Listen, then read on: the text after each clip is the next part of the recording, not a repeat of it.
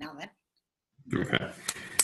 Hey, Lizzie, thank you for joining me today Of course. via Zoom. This is a great, obviously, experience. And so today we're going to be talking about how physical activity is positively influenced by social support. But first, let's introduce yourself a little bit and explain your background.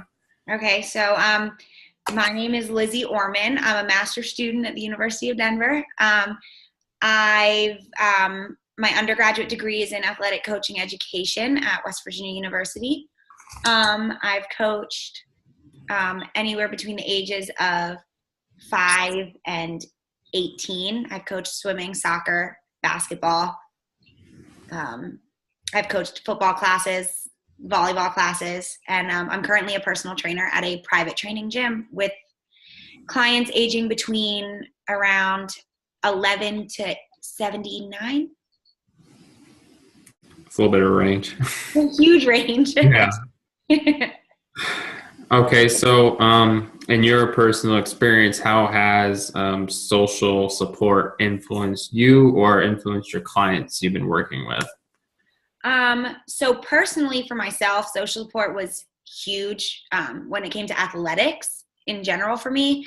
I lived in a neighborhood where the swim team was the thing to do. So at a young age, I literally got thrown into the pool by one of the coaches and they expected me to swim. But all my friends swam, and so it just made it fun. I didn't like swimming. It's just everyone did it. So it made me want to do it every year because I knew that my friends were going to be there. And then as I got older, it was the same thing. Like if my friends were doing it, I wanted to do it. And then it became more of a competitive thing. If my friends were better than me, I wanted to be better than them. So just having people by my side to do it with me made me want to do it more, made it more fun, made me realize that I was part of a group. And I think that the identity with the group makes it more doable. You can relate to these people. Yeah, for sure. Yeah, that's my personal self. I have a bunch of clients that they come to the gym with their families. I can give you an example. I just started training a client that is 30 years old and just recently got divorced.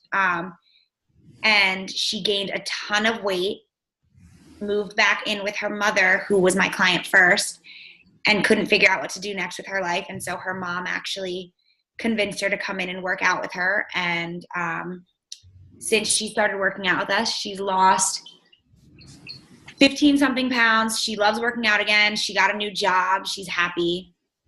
It's just social support. Yeah, sounds great. Yeah. How has social support, and so you explained how the group mentality or having those people to talk to, how do you think, why do you think that's so effective? So I think a lot of people are lacking the intrinsic motivation to work out. A lot of people are afraid to whether it's go to a gym or just start a workout routine on their own. They get demotivated. And I think that they're worried that people will judge them if they don't know what they're doing, if they have questions. And so having people around you telling you that you're doing a good job or answering your questions for you, if it's a friend that knows what they're doing, having those people around you just makes you feel more comfortable and makes you feel more motivated. Because I personally believe that intrinsic motivation is something that you can develop through extrinsic motivation. So I have plenty of clients that would rather work with someone that is more motivating than not, because they feel as if they're getting more out of the workout and they feel as if they're more understood, and it's better for them to continue to keep going. Makes perfect sense to me.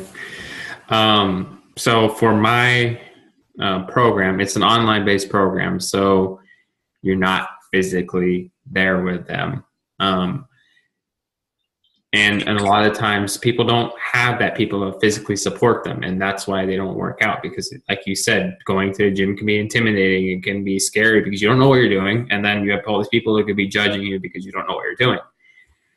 So how do you think someone can kind of develop that social support if they don't necessarily have it through like Teams or like a gym setting where people go to?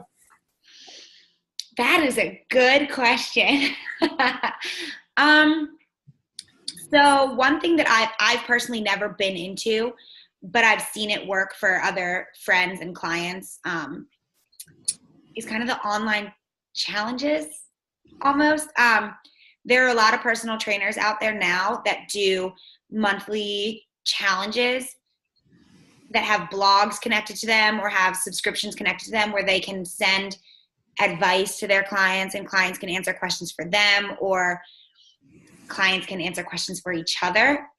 For people who don't have that social support right there readily next to them, I would say that those kind of challenges and those group exercise programs are the best. I've heard a lot of good things about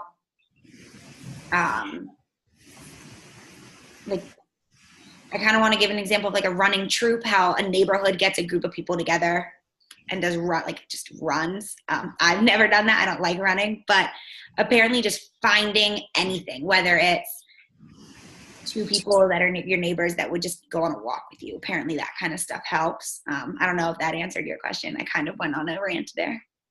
It touches on it. And the main concern that some people have, it's because they don't have that at home or they don't have that place where they can find it.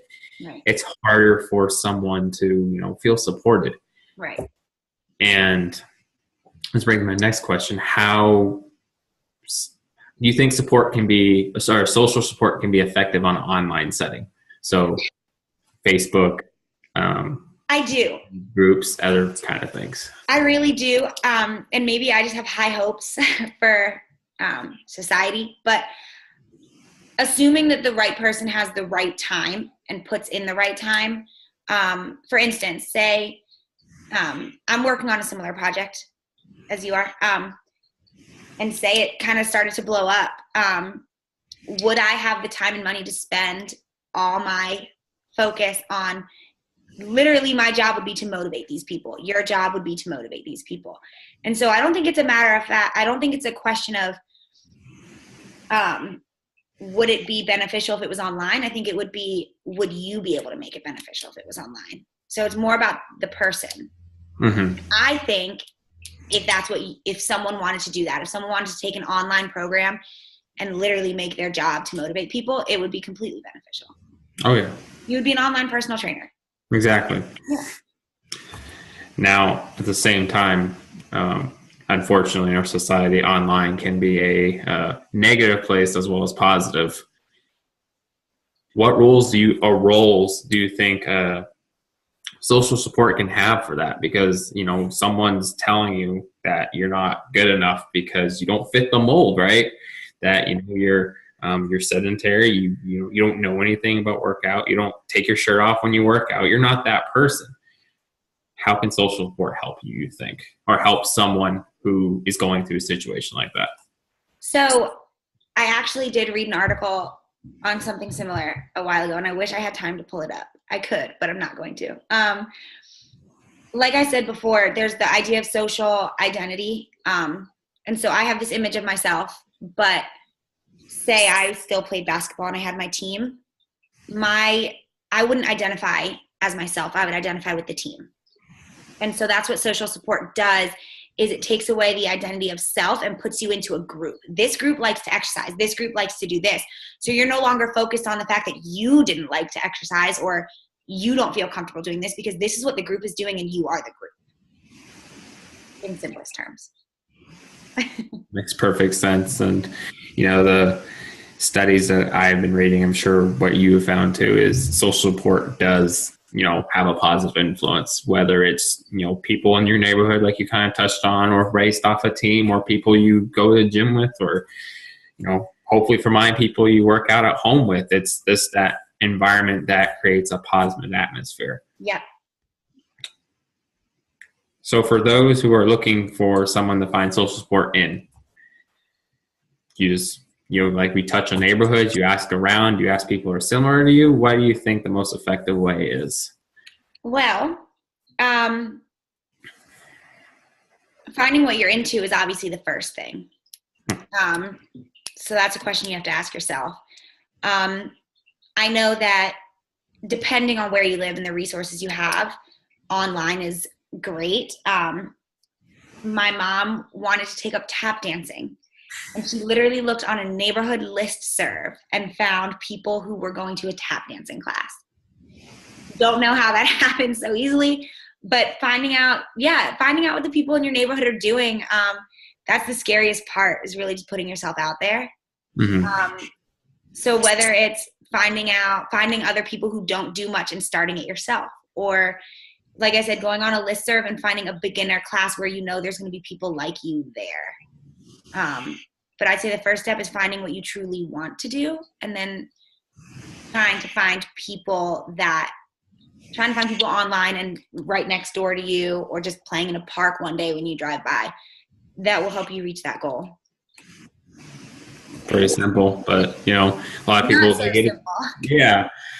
It's simple, but it's not. These people, they do get intimidated, and it's, physical activity is not always the most pleasant thing for some people. Like, even for people who love it, like me and you, I'm sure there's times where it's like, this is really intimidating. This is hard. And it's hard sometimes. But I think having, like we kind of talked about this meeting, social support does have a great role in it, and it can help it out. Exactly. I'm out of questions. Is there anything else you really want to talk about or touch on? I think the last thing I'll say is, for the people who are really intimidated and don't want to put themselves out there, starting by doing something with your mom or your dad or your sister, brother, daughter, son, husband, wife, starting with that, joining something with them to take a little bit of the pressure off is always helpful. Having a little bit of your own social support before you go and join the social support groups could help. Yeah, that's great. It's great advice. All right. I think that's it. That's all I got. Well, thank you for everything. I appreciate it a lot for your expert advice on the subject. I wish it was expert. All right. Thank you. All right. No problem.